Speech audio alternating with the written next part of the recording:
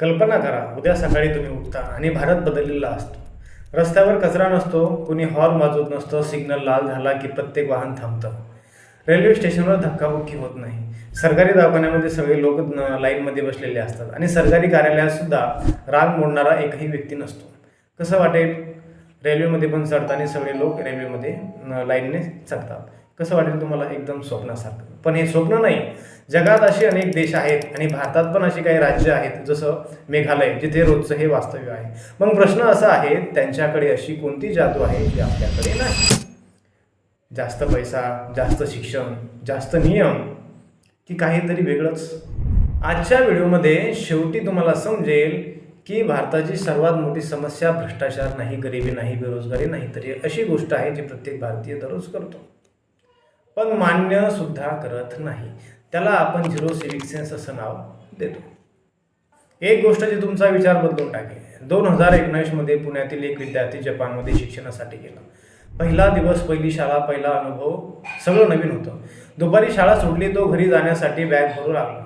पण अचानक संपूर्ण वर्ग झाडू घेऊन उभा राहिला आणि कोणी वर्ग साफ करत होतं, कोणी टॉयलेट, कोणी कॉरिडॉर, तर कोणी जाळं काढत होतं. तो आश्चर्यचकित झाला. त्याने शिक्षकाला विचारलं, सर, सफाई कर्मचारी कुठे आहेत? हे मुलं का बरं सफाई करताय?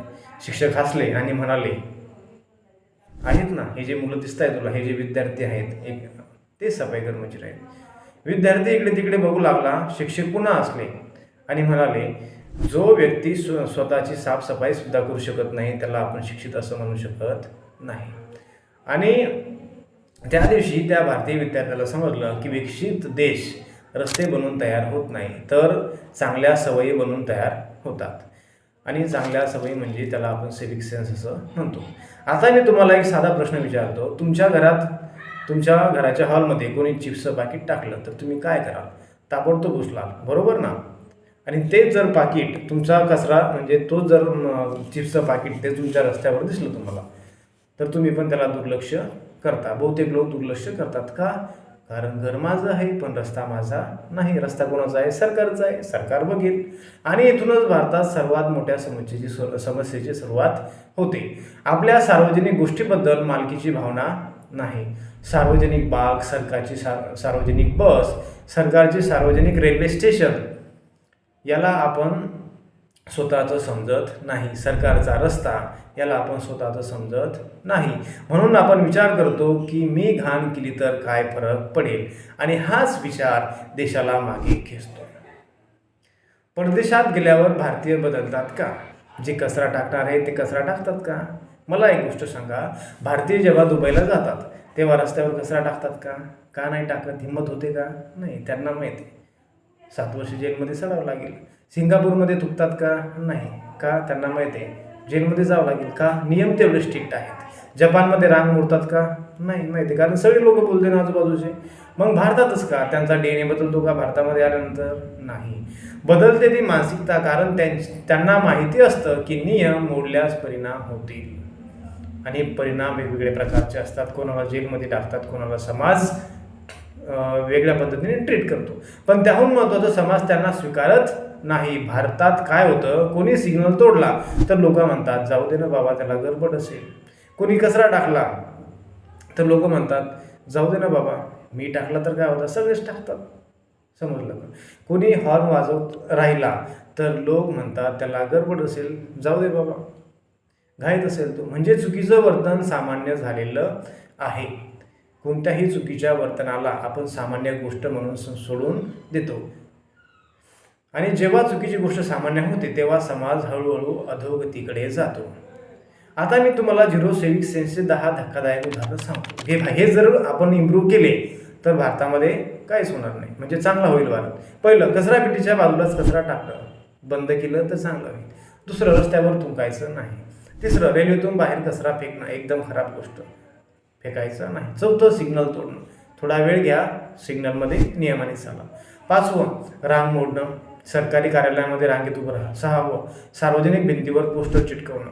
7वं, बसच्या सीट फाडणं. त्यानंतर रस्त्यावर हॉर्नचा अनावश्यक वापर करणं, जसे की यंग मुलं करतात, नवीन नवीन गाड्या शिकलेले.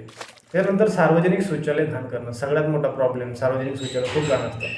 जेंट्स तर यूज करू शकतात पण लेडीज चुकूनही यूज करू शकत नाही. 10 चूक केल्यानंतरही लाज न वाटणं सगळ्यात महत्त्वाचं. आणि सर्वात धक्कादायक गोष्ट, हे फक्त गरीब लोक करत नाहीत, महागडी कार चालवणारे लोकही करतात, मोठे अधिकारी लोकही करतात, शिक्षित लोकही करतात.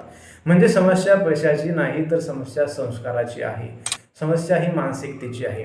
याची किंमत आपल्या सगळ्यांना मोजावी लागते. तुम्हाला वाटत असेल मी एक बाटली फेकली तर काय होणार, मी एकटा तुटलो तर काय होणार, मी एकट्याने कचरा टाकला तर काय होणार. एक एक्झाम्पल देऊन सांगतो. चला बघू, एका प्लास्टिकची बाटली नाल्यात जर गेली, नाला तुंबतो, मग पाऊस पडणार, पाऊस पडल्यानंतर पूर येणार आणि त्या नाल्यामुळं ते पाणी साचणार, त्या नाला साफ करण्यासाठी सरकारचे लाखो रुपये खर्च होणार, नुकसान होणार. एका व्यक्तीच्या चुकीची किंमत संपूर्ण शहर भोगतं. कोणी रस्त्यावर तुटतं, नंतर मग तोच थुंकलेला त्याच्यामध्ये जंतू असतात, जंतू पसरतात, रोग पसरतो, हजार लोक आजारी पडतात आणि तेच आजार ट्रीट करण्यासाठी त्याच्या नातेवाईकांचे घरच्यांचे पैसे खर्च होतात, सरकारचे पैसे खर्च होतात. कोणी चुकीच्या ठिकाणी वाहन पार करतो, वाहतूक कोंडी होते, शेकडो लोक उशिरा पोहोचतात. म्हणून सिविक सेन्स म्हणजे फक्त स्वच्छता नाही, तो इतरांच्या वेळेचा, आरोग्याचा विचार आणि त्यांच्या मेहनतीचा सन्मान आणि आदर करणे, याला आपण सिविक सेन्स म्हणतो. आता विचार करा, भारत बदलू शकतो का? या प्रश्नाचं उत्तर आहे हो. भारतीय काही वेगळे नाही. भारतामध्ये अगोदर खूप सिविक सेन्स होता. ह्या काही दिवसापासून हे बघायला मिळतं की झिरो सिविक सेन्समुळे भारताची दिशा बदलत चालली आहे. आता ते कसं होणार? कारण इतिहासात अनेक देश बदलले आहेत. एकेकाळी सिंगापूरमध्येही घाण होते, भारतामध्ये घाण नव्हते, एकदम स्वच्छ होता. एकेकाळी दक्षिण कोरियामध्ये पण घाण होते, एकेकाळी जपान युद्धामध्ये उद्ध्वस्त झाला होता. पण त्यांनी एक गोष्ट केली, त्यांनी नागरिक बदलले. नागरिक बदलले म्हणजे नागरिकांची वर्तणूक बदलली. कारण सरकार देश बनवत नाही, नागरिकांनी मिळून देश बनतो. जर 140 कोटी भारतीयांनी आज एक निर्णय घेतला की रस्त्यावर कचरा टाकायचा नाही, तर 5 वर्षात भारताचा चेहरा बदलू शकतो. जर प्रत्येकाने रांग पाळली तर लाखो तास वाचतील. जर प्रत्येकाने नियम पाळले तर हजारो जीव वाचतील. जे काम 10 तासात व्हायचं ते 1 तासात होईल. समजलं? कल्पना करा, एक सफाई कर्मचारी सकाळी 4 वाजता उठतो, जेव्हा तुम्ही गाढ झोपलेले असतात. तेव्हा तो तुमचा रस्ता साफ करतो, घाण साफ करतो, 2 ते 4 तास मेहनत करतो आणि सकाळी 8 वाजेपर्यंत रस्ता स्वच्छ होतो. पण सकाळी आपण 9 वाजता उठतो, घरामध्ये जो कचरा पडलेला असतो, कोणीतरी तिथे जातं आणि पुन्हा कचरा टाकतं. ही गोष्ट फक्त कचऱ्याच्या बाबतीत नाही, बाकी सगळ्या पण गोष्टी त्याला लागू होतात. तो फक्त रस्ता घाण करत नाही, तो त्या माणसाच्या मेहनतीचा अपमान करतो. भारताला विकसित देश बनवायचं असेल तर सुरुवात संसदेतून होणार नाही, लोकसभेतून होणार नाही. सुरुवात होईल तुमच्या घरातून, तुमच्या सवयीमधून, तुमच्या निर्णयांमधून. पुढच्या वेळी कचरा फेकण्याआधी 2 सेकंद थांबा. पुढच्या वेळी सिग्नल तोडण्याआधी 2 सेकंद थांबा. पुढच्या वेळी रांग मोडण्याआधी 2 सेकंद थांबा. 2 सेकंद थांबा आणि स्वतःला विचारा, मी भारताला चांगलं बनवत आहे की वाईट बनवत आहे? जर वाईट बनवत असेल तर तिच्यामध्ये सहभागी होऊ नका. कितीही वाईट वाटलं तरी सहभागी होऊ नका. महात्मा गांधी म्हणाले होते, तुम्हाला जगात जो बदल पाहायचा आहे तो बदल तुम्ही स्वतःमध्ये अगोदर घडवा, तरच तो देशामध्ये दिसून येईल. आज भारताला नवीन रस्त्यापेक्षा नवीन मानसिकतेची गरज आहे. कारण देशाची ओळख त्यांच्या इमारतींनी होत नाही, देशाची ओळख त्यांच्या नागरिकांनी होते. आणि भारत बदलण्याची ताकद दिल्लीत नाही, मुंबईत नाही, तर पुण्यात पण नाही ना, नागपूरमध्ये नाही, मोठ्या मोठ्या शहरांमध्ये नाही, तर ती ताकद तुमच्यामध्ये आहे. जर भारत देश बदलायचा असेल तर सिविक सेन्स पाळा आणि बदलण्याचा प्रयत्न करा. जय हिंद, धन्यवाद. आणि सर्वात महत्त्वाचं म्हणजे भारतामध्ये एक असं राज्य आहे की ज्या राज्यामध्ये सिविक सेन्स खूप पाळला जातो.